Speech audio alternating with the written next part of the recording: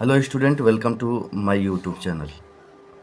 इस वीडियो में हम लोग देखेंगे कक्षा 10 के लिए हिंदी का सेट जो 18 फरवरी 2026 को आपको इसी प्रकार के पेपर देखने को मिलेगा, सेम टू सेम इसी प्रकार के। तो आइए शुरू करते हैं। इसमें सबसे पहले बहुविकल्पी प्रश्न को, इसके बाद खंड ब के वर्णनात्मक प्रश्न, संदर्भ कैसे लिखा जाता है, गद्यांश का, पद्यांश का, और संस्कृत के संदर्भ कैसे लिखे जाते हैं, और निबंध किस प्रकार लिखे जाते हैं, और पत्र किस प्रकार लिखा जाता है, ये सभी आपको बताया जाएगा इस वीडियो में। तो इस वीडियो को ध्यानपूर्वक देखिएगा। और जो भी 18 फरवरी 2026 को पेपर देने वाले हैं उनके लिए मोस्ट इम्पॉर्टेंट होने वाला है। तो प्लीज़ इस वीडियो को शुरू से अंत तक देखिएगा। देखिए, इसमें पहला क्वेश्चन है, सरस्वती पत्रिका के संपादक हैं। तो इसमें आपका ऑप्शन नंबर डी बिल्कुल सही हो जाएगा, महावीर प्रसाद द्विवेदी जी हैं। इसमें ऑप्शन डी सही हो जाएगा। अगला क्वेश्चन देखते हैं, क्वेश्चन नंबर 2, निर्मला किस विधा की रचना है। निर्मला किस विधा की रचना है। तो इसमें आपका ऑप्शन नंबर बी सही हो जाएगा, उपन्यास। कौन सा? उपन्यास। और निर्मला मुंशी प्रेमचंद द्वारा लिखा गया यह उपन्यास है, तो उपन्यास बी ऑप्शन सही हो जाएगा। पंचपात्र के लेखक हैं। पंचपात्र के लेखक कौन हैं? तो इसमें आपका ऑप्शन नंबर सी सही हो जाएगा, पद्मलाल पुन्नालाल बख्शी जी हैं। पद्मलाल पुन्नालाल बख्शी जी हैं।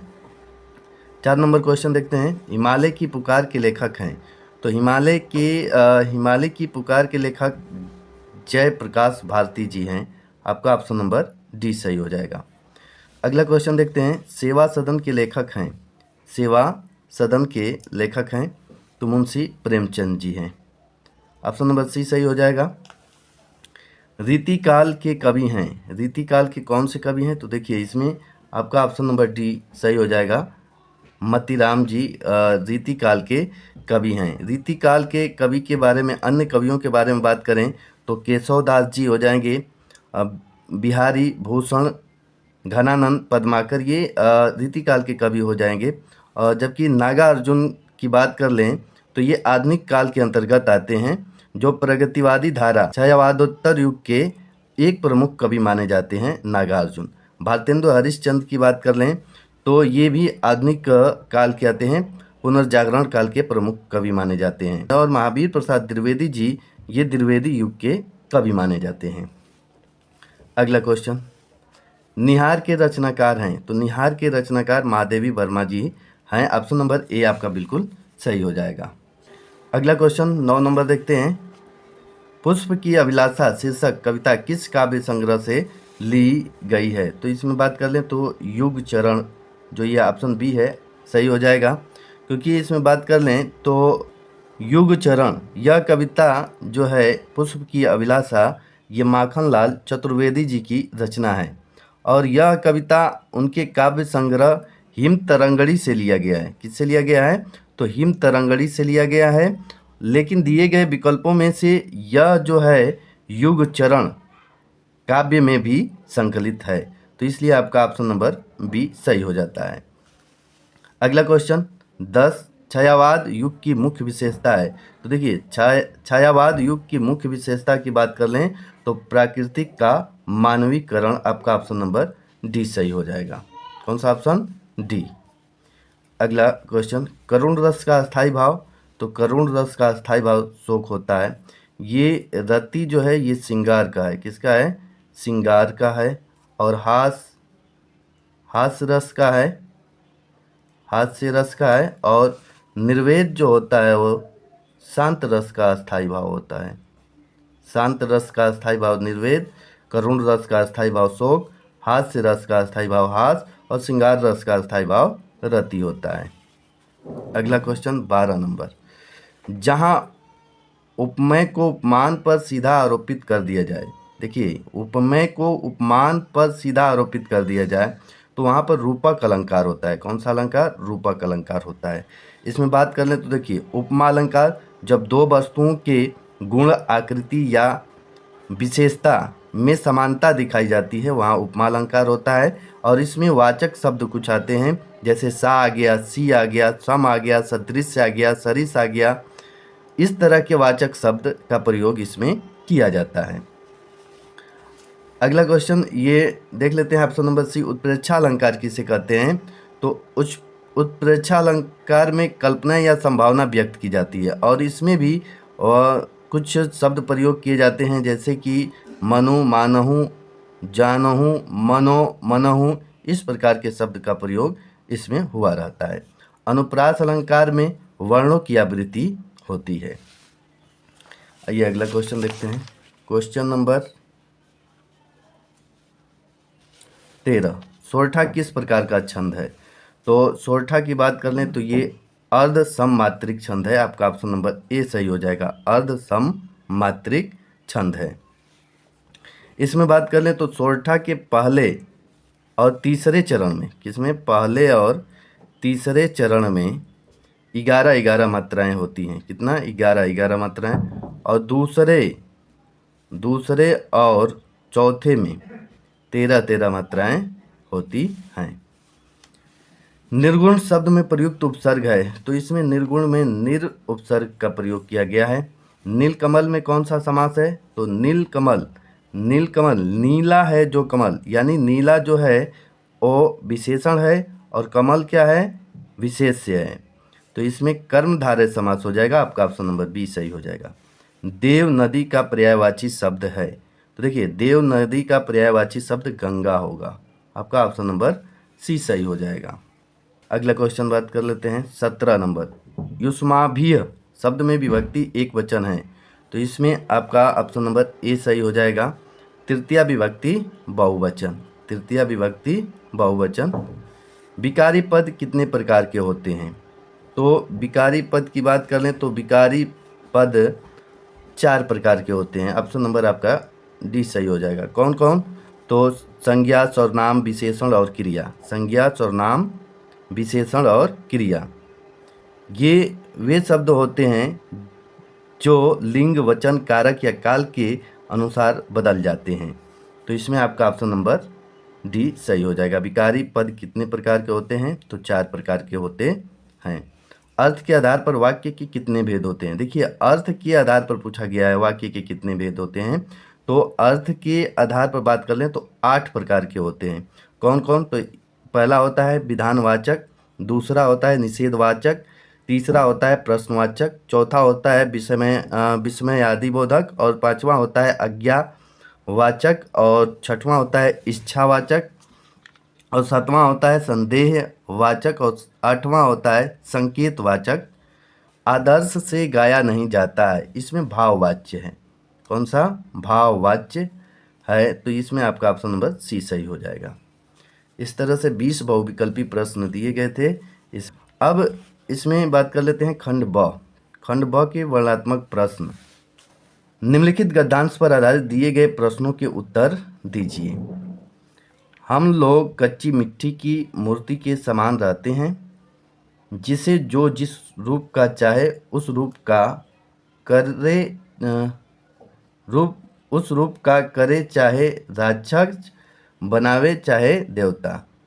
ऐसे लोगों का साथ करना हमारे लिए बुरा है, जो हमसे अधिक दृढ़ संकल्प के हैं, क्योंकि हमें उनकी हर एक बात बिना विरोध के मान लेनी पड़ती है। पर ऐसे लोगों का साथ करना और बुरा है, जो हमारी ही बात को ऊपर रखते हैं, क्योंकि ऐसी दशा में न तो हमारे ऊपर कोई दबाव रहता है और न हमारे लिए कोई सहारा रहता है। दोनों अवस्थाओं में जिस बात का भय रहता है, उसका पता युवा पुरुषों को प्रायः बहुत कम रहता है। इस पर 3 क्वेश्चन दिए गए हैं। ये तीनों क्वेश्चन 2-2 नंबर के हैं। जैसे पहला क्वेश्चन है, इस पर उपयुक्त गद्यांश का संदर्भ लिखिए। दूसरा है रेखांकित अंश की व्याख्या कीजिए, और तीसरा है किन लोगों का संगत करना हमारे लिए बुरा है। इसका संदर्भ लिखना है, और संदर्भ लिखने के लिए आपको पाठ का नाम याद होना चाहिए कि किस पाठ से ये दिया गया है और लेखक कौन है। ये दोनों याद होने चाहिए। तो देखिए, इसमें बात कर लें तो संदर्भ किस प्रकार लिखा जाए कि इसमें आपको 2 नंबर मिले और रेखांकित अंश की व्याख्या पर 2 नंबर मिले, और किन लोगों का संगत करना हमारे लिए बुरा है, इस पर भी आपको 2 नंबर मिले। इसका आंसर इसी पैरा में से निकालना है आपको।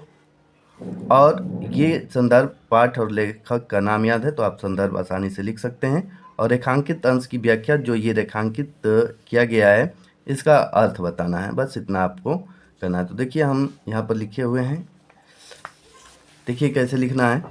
खंड ब, वर्णात्मक प्रश्न, प्रश्न उत्तर संख्या 1। अब यहाँ पर संकेत लिखेंगे। देखिए हम लोग कच्ची, यहाँ से शुरू से ये हम लोग कच्ची मिट्टी, और लास्ट का ये लिख देंगे बहुत कम रहता है, तो यहाँ पर बहुत कम रहता है। इसके बाद पहला लगाएंगे, पहले का आंसर संदर्भ। अब संदर्भ किस प्रकार लिखना है, लगभग सब में इसी तरह से लिखा जाता है, केवल ये आपको पाठ का नाम और लेखक का नाम चेंज करना होता है।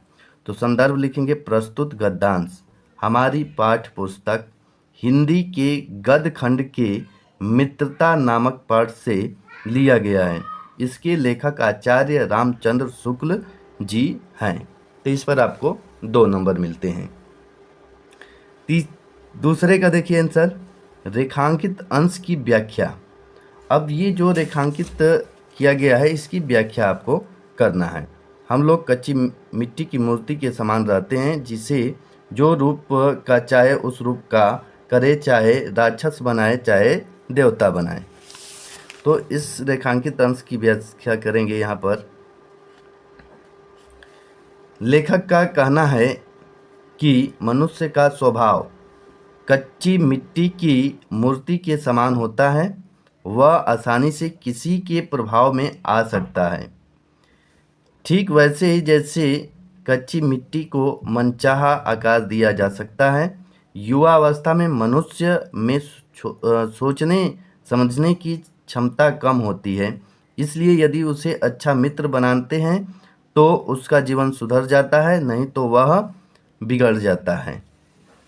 देखिए ये तीसरा का आंसर है, ऐसे लोगों का साथ करना हमारे लिए बुरा है जो हमसे अधिक दृढ़ संकल्प के हैं, और ऐसे लोगों का साथ करना और भी बुरा है जो हमारी ही बात को ऊपर रखते हैं। यानी इसी पैरा में से आपको यहाँ से लेकर यहाँ तक लिखना होगा, जो हमारी यहाँ तक लिखना होगा, यहाँ से यहाँ तक आप लिख सकते हैं। अथवा करके ये दिया है, आप चाहें तो ये भी कर सकते हैं। इस पाठ का नाम है, आपको बता दें कि इस पाठ का नाम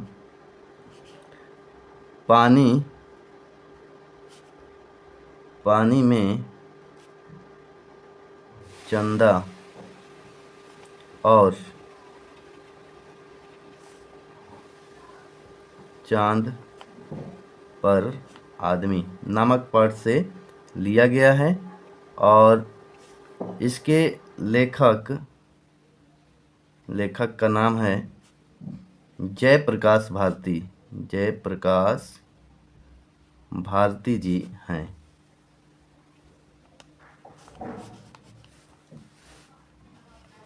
अगला क्वेश्चन देखिए ये क्वेश्चन नंबर 2 है। निम्नलिखित पदांश पर आधारित दिए गए प्रश्नों के उत्तर दीजिए। ये इतना पैसेज दिया गया है और इस पर 3 ये क्वेश्चन दिए गए हैं, इन तीनों का आंसर आपको देना है। इसमें देखिए पहला क्वेश्चन है पदांश का शीर्षक और कवि का नाम। तो पदांश के शीर्षक का नाम धनुष भंग, यहाँ पर लिख देते हैं धनुष भंग, और कवि का नाम है गोस्वामी तुलसीदास जी हैं, तुलसीदास जी हैं। तो आप इसको भी ये चाहे तो दूसरा का ये कर सकते हैं, या अथवा करके दिया है। देखिए यहाँ पर लिखा है अथवा करके यहाँ पर दिया है।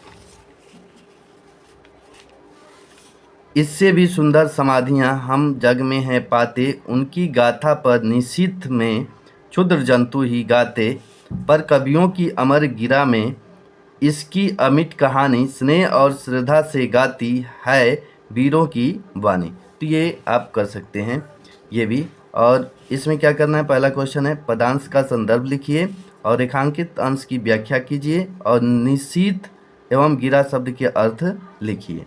तो यहाँ पर देखिए इसी को हम अथवा वाला करके यहाँ पर दिखा रहे हैं आपको। देखिए ऐसे लिखेंगे, प्रश्न उत्तर संख्या 2 अथवा, अथवा वाला है तो अथवा लिखेंगे, यहाँ पर संकेत लिखेंगे, इससे भी सुंदर डॉटेड लाइन, फिर अंतिम का लिख देंगे वीरों की वाणी। यहाँ से यहाँ तक देखिए, यहाँ से आप यहाँ से 2-3 शब्द उठाकर और ये वाला आप लास्ट का लिख सकते हैं संकेत में। इसके बाद संदर्भ लिखेंगे। देखिए संदर्भ में लिखेंगे, प्रस्तुत काव्य पंक्तियाँ हमारी पाठ्य पुस्तक हिंदी के काव्य खंड में संकलित श्रीमती सुभद्रा कुमारी चौहान की कविता झांसी की रानी की समाधि पर शीर्षक से अवतरित है या लिया गया है। अब रेखांकित अंश की व्याख्या करना है। तो जो रेखांकित किया गया है इसमें देखिए यहाँ से यहाँ तक किया गया है, इससे भी सुंदर समाधियाँ हम जग में हैं पाते, उनकी गाथा पर निशीथ में शूद्र जंतु ही गाते।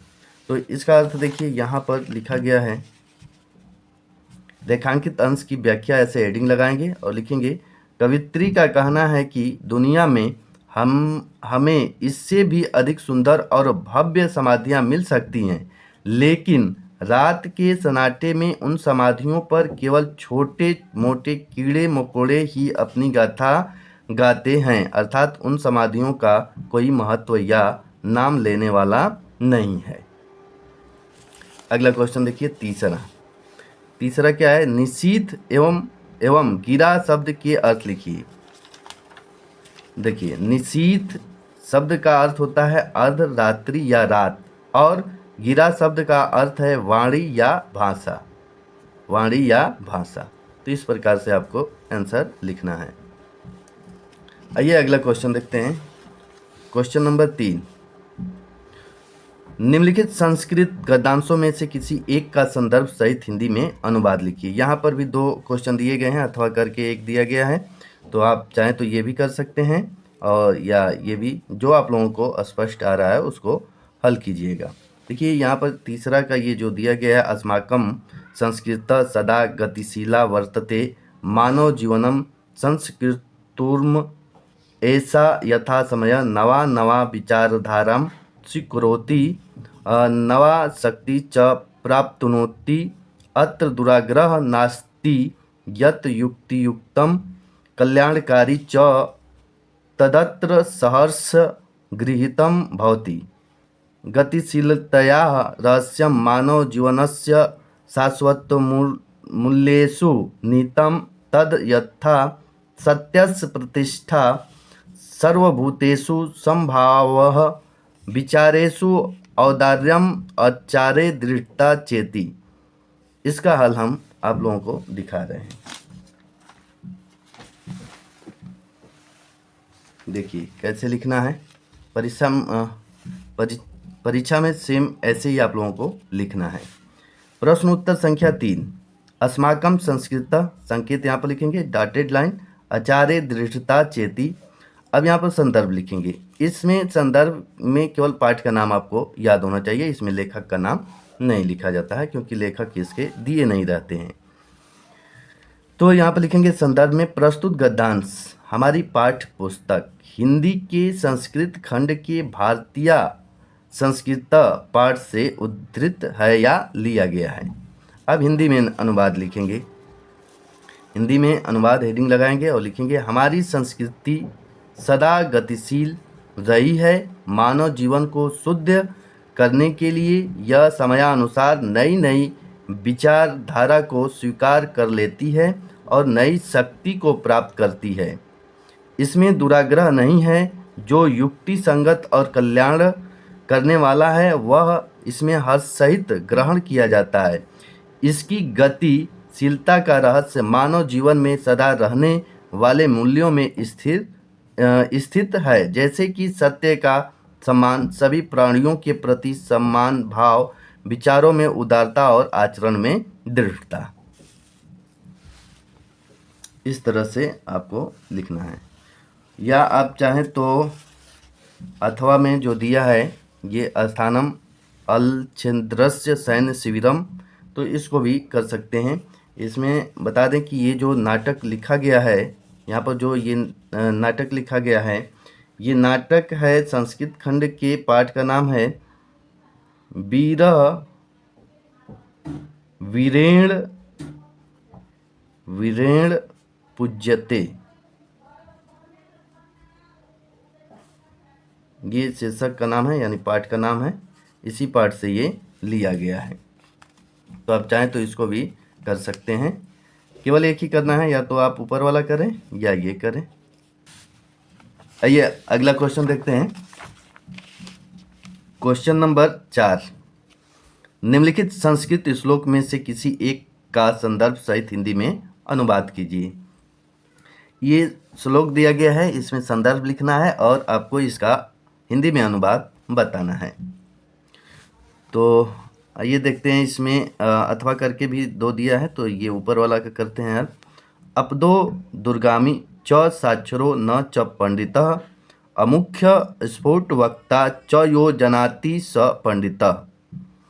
ये देखिए, इसमें संदर्भ लिखेंगे तो ये प्रस्तुत जो श्लोक है हमारी पाठ्य पुस्तक हिंदी के संस्कृत खंड के प्रबुद्धो ग्रामीणा नामक पाठ से लिया गया है। यह श्लोक इसका हिंदी में अनुवाद लिखें तो अपदो दुर्गामी, अपदो मतलब बिना पैर का है लेकिन वह दूर तक जाता है। च साक्षरो न च पंडित, साक्षर युक्त है यानी अक्षरों से युक्त है लेकिन वह विद्वान नहीं है। पंडित मतलब होता है विद्वान। अमुख्य, अमुख्य मतलब बिना मुख का है लेकिन स्फुट वक्ता मतलब सुस्पष्ट बोलता है। बिना मुख का है लेकिन बोलता साफ है। च यो जनासी च पंडित, यह जो जानता है या उसे जो जानता है वह पंडित है यानी विद्वान है। देखिए इस प्रकार से आपको लिखना है। प्रश्न उत्तर संख्या 4, अब्दो दुर्गामी च साक्षरो, ये डॉटेड लाइन सपंडिता संकेत में लिखेंगे। इसके बाद संदर्भ लिखेंगे। प्रस्तुत श्लोक हमारी पाठ्य पुस्तक हिंदी के संस्कृत खंड के प्रबुद्धो ग्रामीणा नामक पाठ से लिया गया है। हिंदी में अनुवाद, बिना पैर का है परंतु दूर तक जाता है, साक्षर है परंतु पंडित नहीं है, बिना मुख का है परंतु साफ बोलने वाला है, उसे जो जानता है वह विद्वान है। इस प्रकार से आपको सुस्पष्ट लिखना है, राइटिंग बनाकर लिखना है, तब आपको जाकर पूरे नंबर मिलेंगे। अगला क्वेश्चन देखते हैं। क्वेश्चन नंबर 5, अपने पठित खंड काव्य के आधार पर दिए गए प्रश्नों में से किसी एक प्रश्न का उत्तर दीजिए। किसी एक प्रश्न का इसमें उत्तर देना है और आपके ज़िले में जो बताया जाता है या जो पढ़ाया जाता है उसको आप लिख सकते हैं। तो इसमें बहुत सारे दिए गए हैं, जैसे यहाँ पर देखिए मुक्ति दूत खंड काव्य दिया गया है, फिर ज्योति जवाहर दिया गया है, मेवाड़ मुकुट दिया गया है, अग्र पूजा दिया गया है, जय सुभाष और मातृभूमि दिया गया है, कर्ण दिया गया है, कर्म वीर भारत दिया गया है, तुमुल दिया गया है। इतने खंड काव्य दिए गए हैं, इनमें से आपको केवल एक करना है। और जैसे मान लीजिए कि ये क में 2 दिया है तो क में 2 दिया है तो इसमें भी एक ही करना है, या तो आप पहला को कर लीजिए या तो दूसरा कर लीजिए, दोनों नहीं करना है। जैसे ज्योति जवाहर आपको करना है तो ज्योति जवाहर में खंड ये ख में दिया है, 5 का ख में दिया है, लेकिन इसमें से एक ही करना है, या तो ऊपर वाला करिए या तो ये 2 नंबर वाला करिए, दोनों में से एक ही करना है। ये आपको 3 नंबर के लिए है, 3 नंबर इस पर मिलेगा आपको। अगला क्वेश्चन देखते हैं। क्वेश्चन नंबर 6 का क, निम्नलिखित लेखकों में से किसी एक लेखक का जीवन परिचय देते हुए उनकी एक प्रमुख रचना का उल्लेख कीजिए। तो ये 3 दिया गया है, यहाँ पर केवल एक का जीवन परिचय लिखना है, एक लेखक का जीवन परिचय आपको यहाँ लिखना है कॉपी में। तो आइए देखते हैं। देखिए अगला क्वेश्चन इसमें देखते हैं। प्रश्न उत्तर संख्या 6 क लिखेंगे यहाँ पर जीवन परिचय के लिए। 6 क में रामधारी सिंह दिनकर का लिख रहे हैं यहाँ पर, तो यहाँ पर लिखेंगे पहला, 6 क का पहला है रामधारी सिंह दिनकर। और जीवन परिचय लिखने के लिए यहाँ पर संक्षिप्त परिचय लिखेंगे, एक ब्रैकेट ऐसे बनाएंगे, एक ऐसे बॉक्स बना लेंगे और इसी बॉक्स में इस प्रकार से लिखना है। क्या क्या लिखना है, तो नाम क्या है, तो रामधारी सिंह दिनकर। और जन्म 23 सितंबर 1908 में। जन्मस्थान सिमरिया घाट, बेगूसराय, बिहार। माता मनोरूप देवी, पिता बाबू रवि सिंह। मृत्यु 24 अप्रैल 1974, मद्रास, तमिलनाडु। और रचनाएं उर्वशी, कुरुक्षेत्र। इस प्रकार से आपको लिखना है। अब यहाँ पर लिखेंगे जीवन परिचय। यहाँ पर इसी के माध्यम से यहाँ पर कुछ लिखेंगे। इसके बाद जो इनके अतिरिक्त बारे में जानकारी है उसको यहाँ पर लिखेंगे। जैसे जीवन परिचय। रामधारी सिंह दिनकर जी का सितंबर 1908 को बिहार के बेगूसराय जिले के सिमरिया गांव में हुआ था।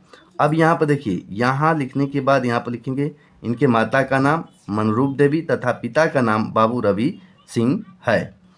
अब यहाँ पर लिखेंगे उन्होंने पटना विश्वविद्यालय से बीए किया। बीए की परीक्षा उत्तीर्ण करने के बाद वे एक विद्यालय में अध्यापक हो गए। सन 1952 ईस्वी में भारतीय संसद के लिए सदस्य निर्वाचित हुए। और यहाँ पर लिखेंगे उनकी पुस्तक संस्कृत के 4 अध्याय के लिए साहित्य अकादमी पुरस्कार तथा उर्वशी के लिए भारतीय ज्ञानपीठ पुरस्कार प्रदान किया गया। अपनी लेखनी के माध्यम से वह सदा अमर रहेंगे। और यहाँ पर लिखेंगे राष्ट्रीय कवि रामधारी सिंह दिनकर का निधन 24 अप्रैल 1974 ईस्वी को चेन्नई, तमिलनाडु में दिल का दौरा पड़ने से हो गई। रचनाएं यहाँ पर लिख देंगे उर्वशी, कुरुक्षेत्र प्रमुख रचनाएं इनकी। और इतना आपको लिखना होगा जीवन परिचय में। तब इसमें आपको जीवन परिचय 5 नंबर के लिए आता है, तो ये 5 नंबर आपको इस पर पूरे नंबर मिलेंगे। आइए अगला क्वेश्चन देखते हैं। क्वेश्चन नंबर है 6ख। निम्नलिखित कवियों में से किसी एक कवि का जीवन परिचय देते हुए उनकी एक प्रमुख रचना का उल्लेख कीजिए। सूरदास जी हैं, महादेवी वर्मा, मैथिली शरण गुप्त। तो यहाँ पर देखिए सूरदास जी का जीवन परिचय लिखा गया है। और कैसे लिखा गया है देखिए, सूरदास जी का है। संक्षिप्त परिचय लिखेंगे। संक्षिप्त परिचय में चाहें तो इसको ब्रैकेट में करके साइड में लिख सकते हैं या ऐसे भी लिख सकते हैं। नाम सूरदास, जन्म सन 1478 ईस्वी, रुनकता मथुरा के पास या सी गांव में। पिता पंडित रामदास, माता का नाम जमुना दास। गुरु महाप्रभु वल्लभाचार्य। प्रमुख रचनाएं सूरसागर, सुरसरावली, साहित्य लहरी।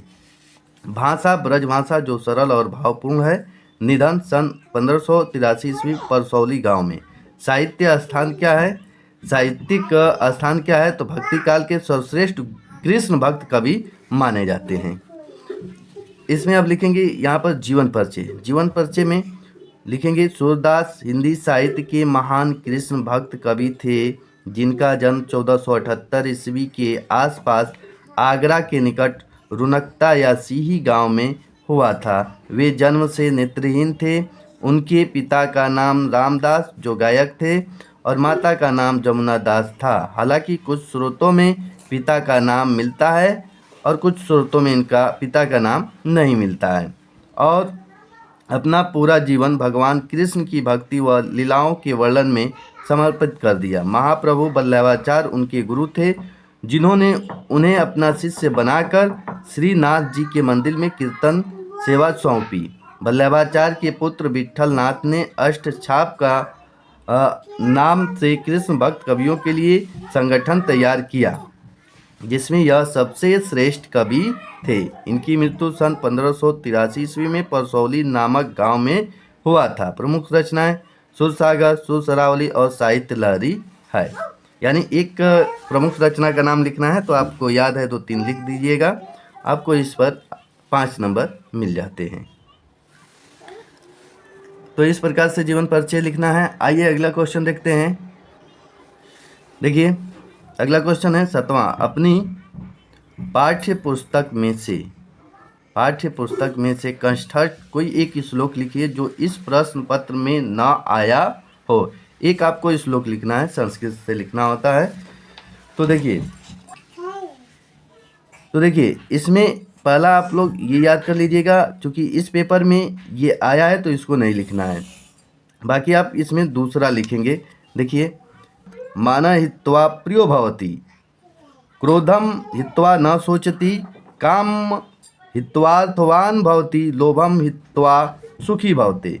मतलब है कि घमंड छोड़कर व्यक्ति प्रिय बन जाता है, क्रोध छोड़कर शोक नहीं करता, काम वासना छोड़कर धनवान बनता है और लोभ छोड़कर सुखी होता है, सुखी भवते सुखी होता है। तो ये आप इन दोनों को याद कर लीजिएगा। अगर एक पेपर में आता है तो दूसरा लिखिएगा और दूसरा आता है तो ये पहला लिखिएगा। अगला क्वेश्चन देखिए, क्वेश्चन नंबर 8 है, वाद विवाद प्रतियोगिता में प्रथम स्थान प्राप्त करने पर अपने चचेरे भाई को बधाई देते हुए पत्र लिखिए। इस पर 4 नंबर मिलेगा आपको, या अथवा करके दिया है। यदि आप ये नहीं आता है आपको तो अथवा करके ये भी लिख सकते हैं। आपके विद्यालय के पुस्तकालय में हिंदी की पत्र पत्रिकाएं नहीं मंगाई जाती है, इसकी शिकायत करते हुए प्रधानाचार्य को एक पत्र लिखिए। तो एक पत्र आपको लिखना है। कैसे लिखना है देखिए, अथवा वाला यहाँ पर करके दिखा रहे हैं। देखिए यहाँ पर लिखेंगे प्रश्न उत्तर संख्या 8, अथवा वाला है तो अथवा लिखेंगे। सेवा में प्रधानाचार्य महोदय, आदर्श इंटर कॉलेज जमानिया गाजीपुर उत्तर प्रदेश। आपके स्कूल का नाम आप लिख सकते हैं यहाँ पर। विषय क्या है तो पुस्तकालय में हिंदी की पत्र पत्रिकाएं मंगाने हेतु प्रार्थना पत्र। अब यहाँ पर लिखेंगे विषय के बाद, महोदय सविनय नम्र निवेदन है कि मैं आपके विद्यालय की कक्षा 10वीं का छात्र हूँ। हमारे विद्यालय के पुस्तकालय में हिंदी की पत्र पत्रिकाएं नहीं मंगाई जाती है, इससे हमें हिंदी भाषा और साहित्य की नवीनतम जानकारी प्राप्त करने में कठिनाई होती है। ठीक, इसके बाद लिखेंगे अतः आपसे विनम्र निवेदन है कि कृपया पुस्तकालय में हिंदी की पत्र पत्रिकाएं नियमित रूप से मंगाने की व्यवस्था करें, जिससे हम सभी छात्र लाभान्वित हो सके। इसके बाद यहाँ पर लिखेंगे धन्यवाद और यहाँ पर लिखेंगे आपका आज्ञाकारी शिष्य। नाम आपको नहीं लिखना है, ये ध्यान रहे कि कॉपी में बोर्ड की परीक्षा की कॉपी आप लिख रहे हैं तो उसमें आपको नाम नहीं लिखना है। नाम पर नाम लिखेंगे, इसके बाद XYZ लिखेंगे, फिर कक्षा 10वीं, रोल नंबर, यानी 10वीं लिख सकते हैं और रोल नंबर भी लिख सकते हैं, लेकिन आपको पेपर की कॉपी में, बोर्ड की कॉपी में नाम नहीं लिखना है। ऐसे XYZ लिख सकते हैं। तो इस प्रकार से आपको पत्र लिखना है। सबसे पहले यहाँ पर पत्र लिख रहे हैं तो पत्र लिखेंगे, इसके बाद प्रश्न उत्तर संख्या अथवा, इसके बाद ये पत्र आप लिखेंगे। अगला क्वेश्चन देखते हैं। देखिए अगला क्वेश्चन है, निम्नलिखित में से किन्हीं 2 प्रश्नों के उत्तर संस्कृत में दीजिए। संस्कृत में देना है, 1-1 नंबर का है, बहुत ही आसान होता है। अब चाहे तो ये 4 दिया है, इसमें से 2 केवल करना है आपको। जैसे देखिए यहाँ पर भूमे गुरुत्तरम किम अस्ति, तो यहाँ पर इसका उत्तर हो जाएगा भूमे गुरुतरम, और किम को हटाकर केवल लिखना है माता अस्ति। बस ये आपका 1 नंबर मिल जाएगा इस पर। इसमें से देखिए ये दूसरा है, अस्माकम मुख्यम कर्तव्यम किम, तो हमारा मुख्य कर्तव्य क्या है, तो देखिए यहाँ पर लिखेंगे अस्माकम मुख्यम कर्तव्यम क्या है तो देश, किम को हटाकर लिखेंगे अस्माकम मुख्यम कर्तव्यम देश सेवा, और लिख सकते हैं इसमें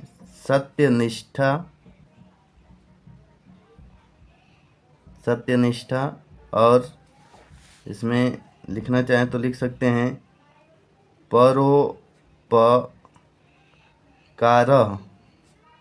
अस्ति। बस। अगला क्वेश्चन देखिए, निम्नलिखित में से किसी एक पर निबंध विषय पर निबंध लिखिए। स्वच्छ भारत अभियान, इसमें 5 दिया गया है, किसी एक पर आपको निबंध लिखना है और ये 7 नंबर का है। ये 7 नंबर का है, आपको 7 नंबर मिलेगा इस पर। और किस प्रकार लिखना है तो देखिए इस पर पहला स्वच्छ भारत अभियान लिख कर दिखा रहे हैं।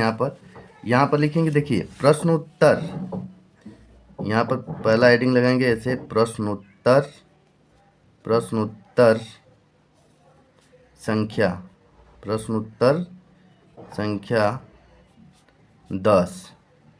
10 का पहला है क्या, स्वच्छ भारत अभियान। तो यहाँ पर पहला लिख देंगे स्वच्छ भारत अभियान। इसके बाद लिखेंगे रूपरेखा। रूपरेखा में जो ये हेडिंग दिया गया है उसी को लिखना है, प्रस्तावना।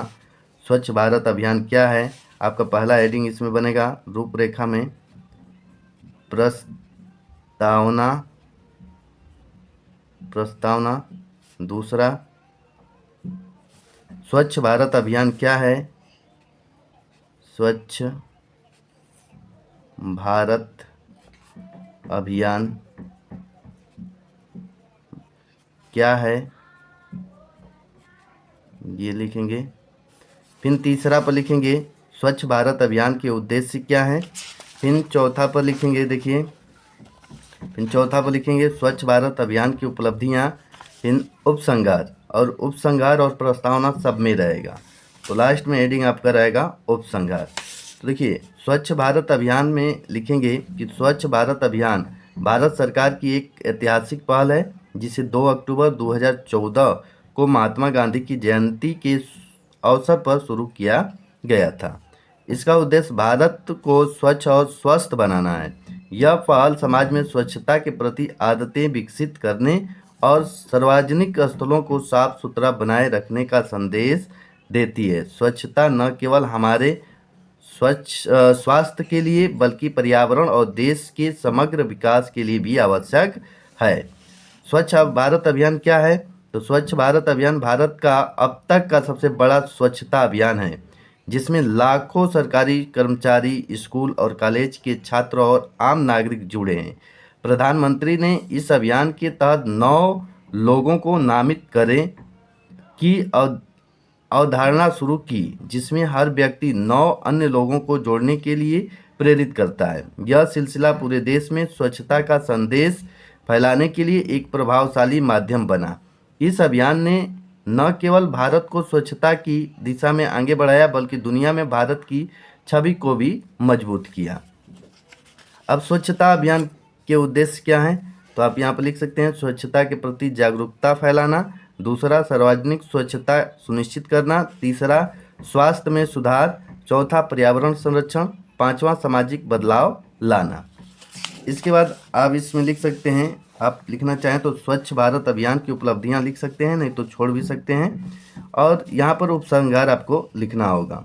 स्वच्छ भारत अभियान केवल एक सरकारी पहल नहीं है बल्कि यह एक सामाजिक आंदोलन है जो प्रत्येक भारतीय नागरिक की जिम्मेदारी को दर्शाता है। यह अभियान देश में स्वच्छता और स्वास्थ्य सुधार के लिए साथ साथ पर्यावरण संरक्षण में भी योगदान दे रहा है। लोगों की बढ़ती भागीदारी और जागरूकता ने इस अभियान को सफल बनाया है। इसके माध्यम से हम न केवल भारत को स्वच्छ बना सकते हैं बल्कि एक स्वस्थ और समृद्ध समाज की नींव भी रख सकते हैं। इस अभियान ने दिखाया है कि यदि देशवासी एकजुट होकर काम करें तो हर सपना साकार हो सकता है। महात्मा गांधी के स्वच्छ भारत के सपने को साकार करने के लिए हमें अपनी जिम्मेदारियों को निभाना होगा।